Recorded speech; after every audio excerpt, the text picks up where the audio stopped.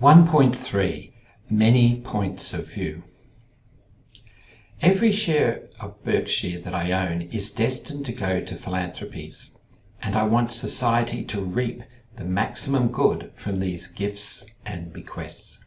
Warren Buffett, when aged 75 years. We are all people. We will all have a purpose in wishing to understand and engage with the economic and business realities of a firm. As we study financial statement analysis together, we will focus on the use of financial statements by both existing and prospective equity investors who wish to decide whether to invest or divest their capital in a firm. Before we do this, we will see that we will focus our efforts on understanding key aspects of where firms typically add most value in business, the operating activities of a firm, and see that financial statement analysis is where finance meets accounting. Operating and financial activities. Using the DCF and economic profit frameworks, we will learn how to break into bits, that is, analyze key aspects of a firm's financial statements. And we will see how we can simplify this process by focusing on the operating activities of a firm. We do this by disregarding how a firm is financed through a mixture of equity and debt. In this way, we can focus on understanding key aspects of the operating activities of a firm, which is usually where value is added or destroyed by a firm. We will also see the value of having a picture of the firm in our minds that sharply distinguishes between the operating and financial activities of a firm. Finance meets accounting. We may challenge your understanding of the efficient market hypothesis, a key aspect of finance theory. We will be effectively exploring aspects of the most baffling question of finance theory, which is why it is possible to consistently outperform the average investor by buying shares that have low prices relative to an assessment of fundamental value. The Modigliani and Miller theorems are central tenets of finance theory, which you will have studied previously. We will review these theorems and see what they have to say about situations where financing decisions made by firms are not relevant to value creation for equity investors. We will see that financial statement analysis is where finance meets accounting, and where both disciplines become intensely practical and real. In any accounting or finance unit, we can, to some extent, study imitation accounting or finance. We can learn some terminology, some facts, and some ideas. Indeed, we can memorize and reproduce some of this information to satisfy unit assessment requirements. However, we may not have put it all together in our heads and connected the dots between these facts. We may not have seen what these various discrete facts we learned mean to us, how they connect to and indeed influence how we see reality. Reality is the world outside the classroom, outside accounting or finance units or textbooks, where business is done. Reality is where we live our lives. What we have learnt about accounting or finance may not have changed the way we view aspects of our world. As we study financial statement analysis, you will have the opportunity to do just that. Accounting and finance are ways of looking at business, ways of engaging with their economic and business realities. In financial statement analysis, we will apply what we have learnt about accounting and finance as we focus on understanding and making sense of the real world. We will see that the thinking and ideas of both accounting and finance can help us analyze financial statements and better understand the realities of our firms. We will also learn how to make considered forecasts about what is likely to happen to our firms in the future. That is, to forecast their key economic and business drivers. And we will learn how to turn these forecasts into a dollar value for our firms. This will help us to decide how much capital we should be willing to invest now to gain the uncertain forecasted outcomes in the future. Are the discounted cash flow and economic profit frameworks we will study any good? I think they are, but you will need to decide that for yourself as we study financial statement analysis together. There are some fine professionals in our financial markets who would disagree with me, as well as others who would agree. If you end up disagreeing with me, you will not be alone. Yet I ask you to come on a journey with me as you make up your mind. Grapple with the ideas as we address the key concern of how we are to know what adds value in business and how firms' financial statements may or may not be able to help us. The test of the discounted cash flow and economic profit frameworks will be how useful they are to us in future years in our own analysis of financial statements. To help us use financial statements to better understand the realities of firms and to view the world of business differently. Many perspectives and stakeholders. There are many people with different perspectives and reasons for wishing to analyse a firm's financial statements. We may wish to assess a firm's credit risk if we are considering making a debt investment in a firm. We may be a supplier to a firm wishing to understand the relative bargaining power a firm has in its negotiations with us on the prices of the goods and services we supply to it. We may be a customer of a firm wanting to understand how secure is the supply of the goods and services we are buying from it. We may be an employee wanting to understand whether the equity investors and employees of a firm are fairly sharing in the value created by the firm's activities to which we are contributing. Or we may be working in a government agency wishing to understand whether aspects of a firm's activities are unfair to others and need to be regulated for the broader community benefit. Depending on our purpose, we would have different perspectives and different reasons for looking at the financial statements to better understand the realities of firms. Alternatively, we may be a senior manager or director of a company and may need to decide whether to invest resources within a business.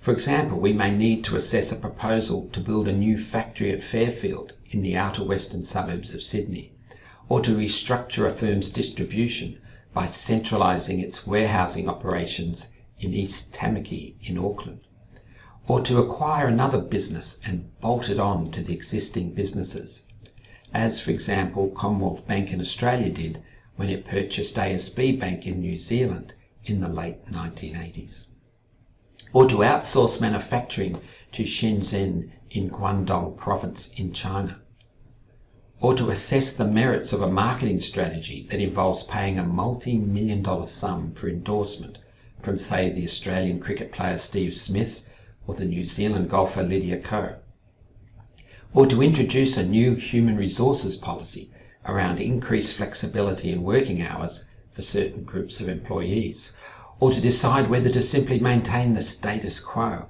in some aspects of the business in the face of other competitors doing that aspect of the business quite differently. In all these instances, As a senior manager or director in a firm, what do we ask ourselves?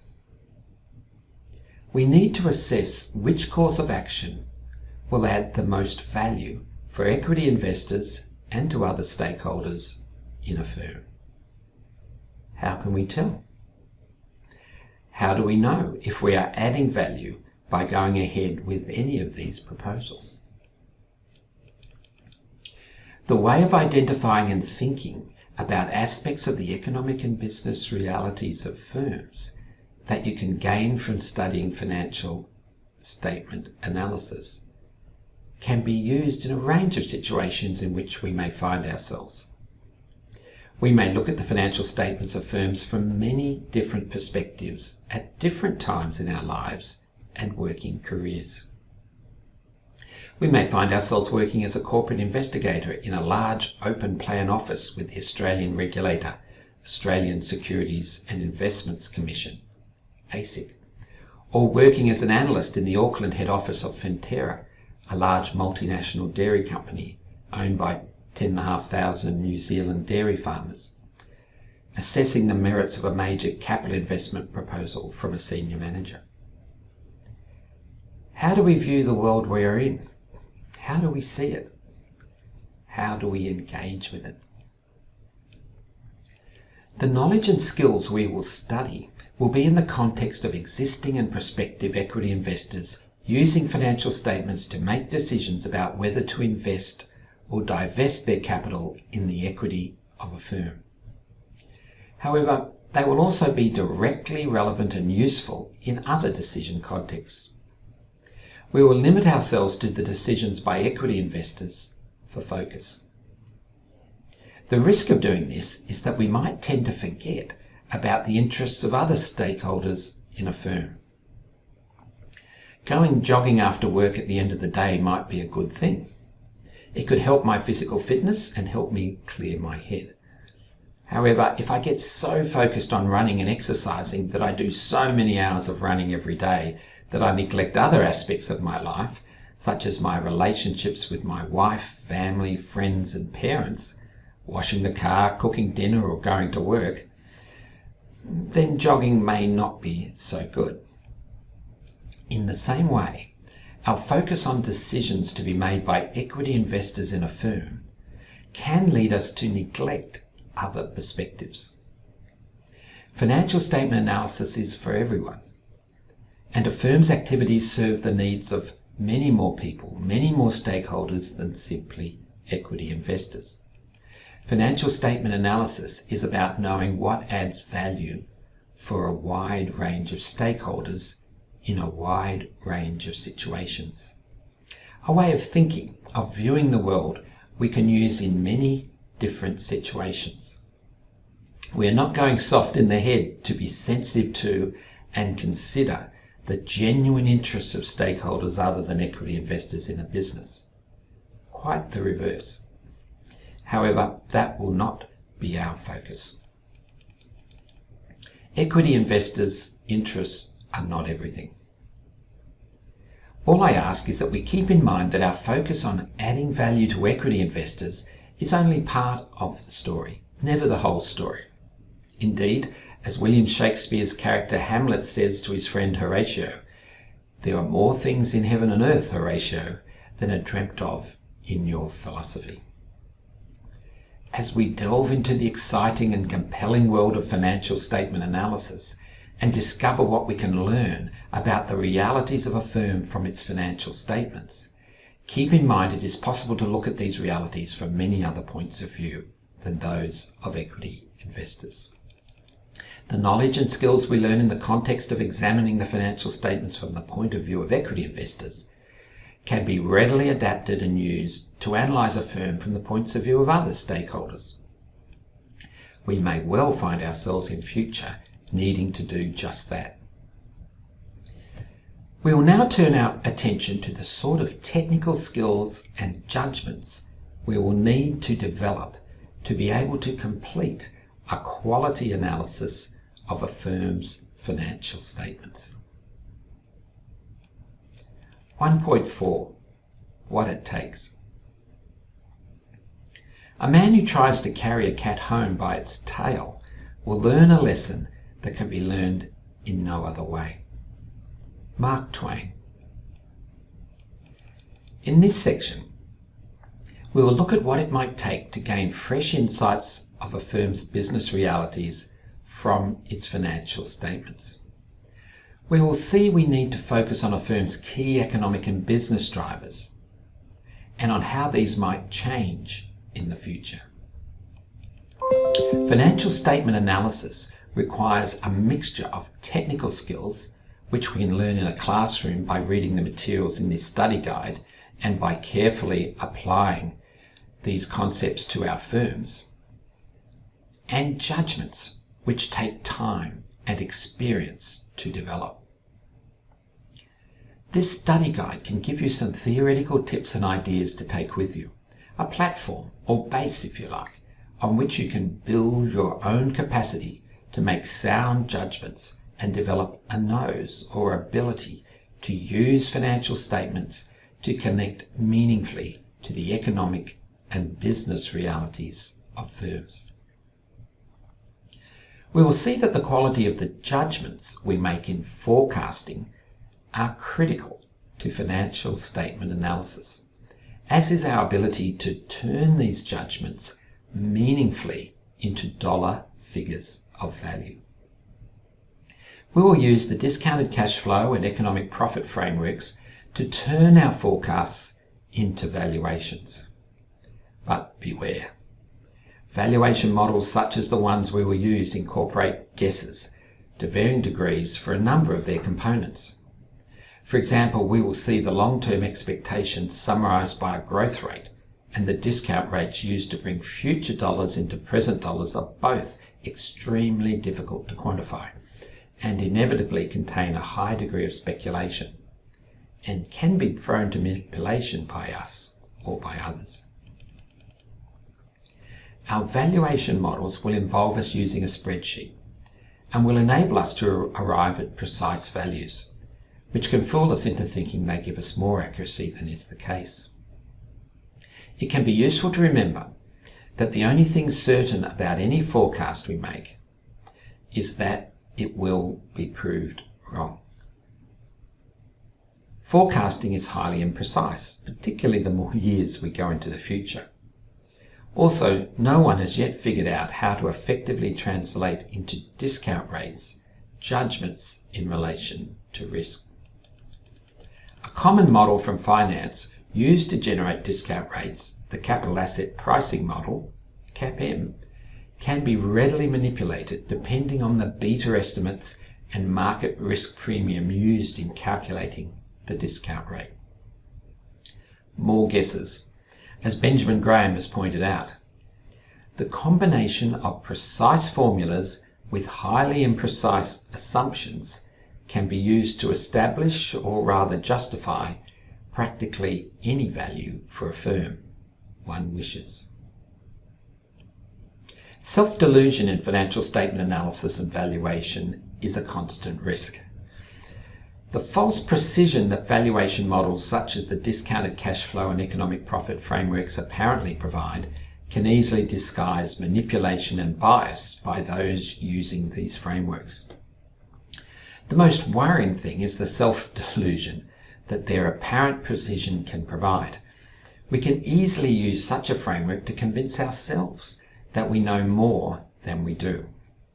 We can introduce considerable speculation through the guesses and opinions about the future included in some inputs of our model. If it is so fraught with dangers, why do we suggest we develop skills in using valuation models? Well, they can help us focus our efforts, be efficient in our analysis, and then help us make sense of what we find. They are primarily frameworks or conceptual maps or ways of thinking. They are not machines that produce the right value for a firm, however much we may wish that this was the case. Background in accounting or finance. You may or may not have an accounting or finance background, and I have a background in both. In my view, it does not really matter either way. An accounting or finance background can be a help and a hindrance in financial statement analysis. An understanding of some types of typical accounting treatments can help to decipher some of the detail in financial statements and help us to be less intimidated by, or even less fearful of, some of the accounting terms. A background in finance can help us understand some concepts more easily, such as cost of capital, risk, and net present values. But a background in accounting or finance can also hinder us. An accounting background may mean we look at the world in accounting silos, or with preconceived notions that may make it more difficult for us to see the underlying realities of firms that we are trying to come to grips with. We may be more readily blinded by the accounts and less able to see through them to what we are interested in. Indeed, an accounting background can sometimes encourage us to focus on the financial statements themselves, which are simply made up by people, rather than on business reality, which is what we are interested in. An accounting background can sometimes make us feel that the accounts are what are rigorous and real, and make it more difficult for us to see the messy, untidy, and sometimes uncomfortable realities of firms. The financial statements, through analysis, are merely a means by which we seek to connect to this business reality. They are not the reality themselves. A background in finance can encourage us to be committed to the various notions of efficient markets, which is a fundamental tenet of accepted finance theory after all, which might make it more difficult for us to see the benefit of expending considerable effort ourselves analysing publicly available financial statements to uncover value that may not be reflected in the share price of a listed firm. After all, if the listed share markets are efficient, why not just accept the market price as the best estimate of value? Indeed, those without a strong background in accounting or finance can sometimes find it easier to approach financial statement analysis in a fresher, more open way with a real focus on using financial statement analysis to better understand the realities of firms. Useful practical skills. Our unit seeks to assist us to gain useful practical skills in analysing the financial statements of firms. We will use Ryman Healthcare as a key case study. Ryman Healthcare is a major New Zealand listed company operating in the retirement healthcare sector in New Zealand and Australia. By reading, studying and applying what is in this study guide, we can become more confident and assured, or at least more comfortable, with analysing financial statements and using our analysis to make judgments about real business situations. This will help prepare us in the future to be able to back our judgments by investing real dollars, our own or someone else's, in businesses or projects, to give us the confidence to make commitments of capital and wealth in support of firms' uncertain futures. We can also understand the contribution we could make to our whole community and not just to ourselves by becoming truly skillful at allocating scarce capital in our society. There is a definite psychological issue in business and investing, just as there is, for example, in sport. We need to stay calm and keep our head when all those around us may be losing theirs.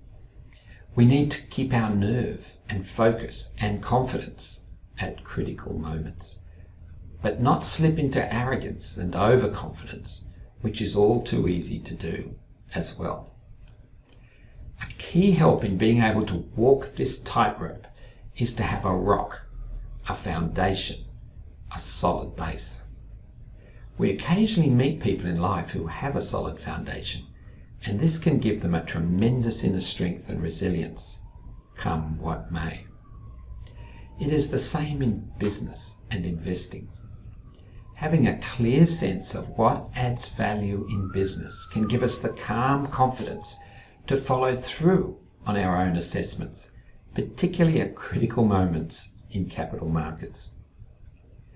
The material covered in this study guide is designed to get us started in developing such a foundation in financial statement analysis, which can give us the basis for an intelligent, realistic, calm confidence in business and investing.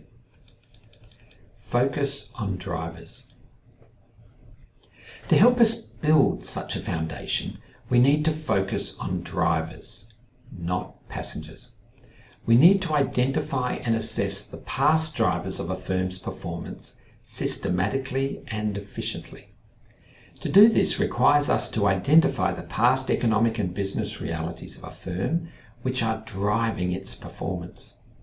What is the difference between a driver and a passenger in a car? The driver is steering, braking and accelerating the car by using the steering wheel, brake pedal and accelerator. The passenger is coming along for the ride. They do not have any of these things where they are sitting. We need to ask ourselves, what pieces of the financial statements are driving or causing the past financial performance of a firm? We do this by systematically and efficiently breaking down the financial statements into smaller bits to help us focus on some or other aspect of the business. If the financial statements overall show the business has been performing well, what part of the financial statements has been causing it? Was it being caused by high gearing, high profit margins in a product line, or low inventory levels? But you will remember that the financial statements are not the economic and business realities themselves. No aspect of the financial statements has caused the overall good performance of the business. In this sense, all aspects of the financial statements are passengers going along for the ride. The actual drivers are specific aspects of the economic and business realities of the firm that are causing those specific aspects of the financial statements to be the way they are. It is these realities we are interested in understanding, engaging with, and influencing. Once we have identified the key aspects or parts of the financial statements that are driving or causing the past financial performance of a firm, we need to ask ourselves, what is causing the key aspects of the financial statements of a firm to be the way they are? What are the economic and business realities that have been causing or driving them? To gain some insights into this will require using information in addition to the financial statements to step outside of the financial statements. We are then led to the question that is central to financial statement analysis. How are those key economic and business realities that are fundamentally causing or driving the financial performance of the firm, as shown in the financial statements, likely to change in the future? Dream about the future. The key step in financial statement analysis is to dream about the future. We need to forecast or predict a firm's future. To do this, we need to bring together everything we have done so far in a great leap of faith, based on our careful assessment of how we see the key economic and business realities of the business changing in the future. We sometimes hear the words blind faith, or people cross their fingers or touch wood and say they hope things will work out. There is no place for this in investing, nor in business. These concepts or views of faith and hope are of no use to us. Making equity investments in firms requires commitment. It requires commitment of real capital, real resources of our society into a business.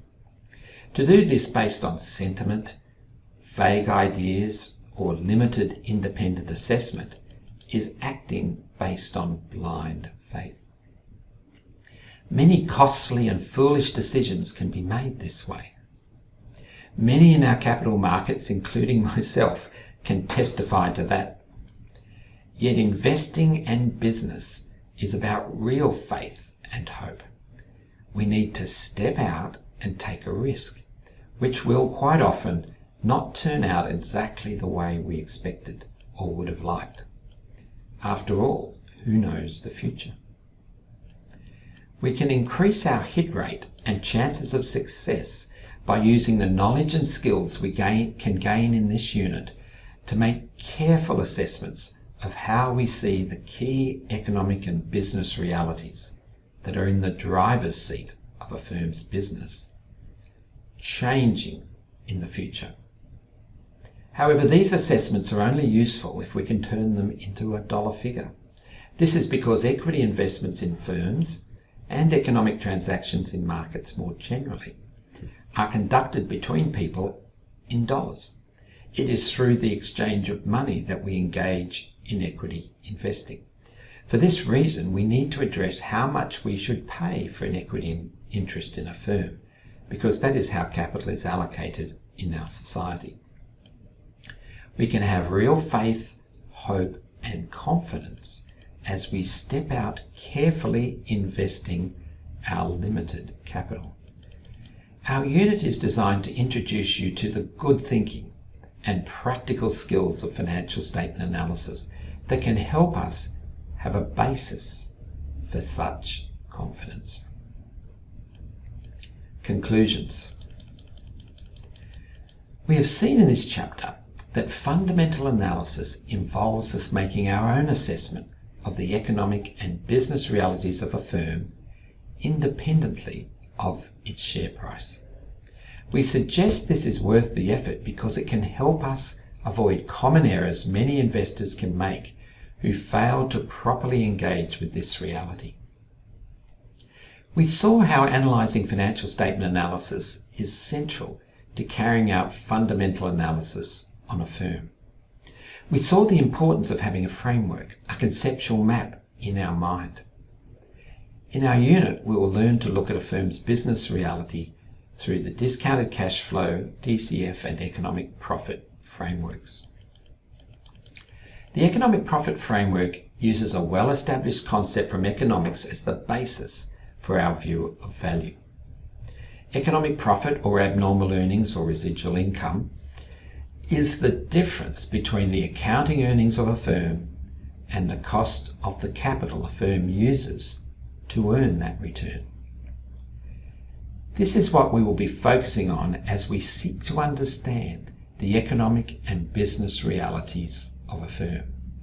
We will look at a major New Zealand listed company, Ryman Healthcare, as an extended case study as we learn how to apply the discounted cash flow and economic profit frameworks to our firms. We saw there are a range of stakeholders interested in engaging with and understanding a firm's business reality. We can expect them to have diverse interests. We will focus on equity investors, typically ordinary shareholders in companies. However, the techniques we will learn about financial statement analysis are readily transferable to the interests of other stakeholders. We will focus on equity investors purely for convenience and to provide focus. We also discuss the technical skills and judgments we will need to develop in our financial statement analysis, and we saw that a background in finance or accounting can be a mixed blessing when it comes to financial statement analysis. We saw that an accounting background can make it easier to engage with a firm's financial statements, but this can encourage us to focus on the financial statements themselves rather than on business reality. A finance background can provide us with some key insights and theories as to how finance and business can operate, but this can lead us to an overly strong reliance or confidence in what are, after all, simply finance theories, and blind us to the uncertainties and basic messiness of the real world of business. If we remember that the way to quality financial statement analysis is to learn to use the financial statements to help us better understand a firm. We will be starting off on the right foot. We need to keep this firmly in mind. In the next chapter, we will further examine how a firm adds value by taking capital from investors and using it to earn a return greater than the cost of the capital it uses. This will cause us to initially focus on a firm's strategy, as well as on how well a firm's financial statements may or may not be capturing the realities of a firm. In the next chapter, we will see that we do not start financial statement analysis with the financial statements. Rather, we start with considering how well a firm is positioned in its competitive environment, that is, with its strategy. We will also see that before we dive into analysing a firm's financial statements, we need to stand back and think about whether we have reason to suspect any aspects of the financial statements may not reflect the underlying realities of the firm. Indeed, can the firm's accounts be trusted?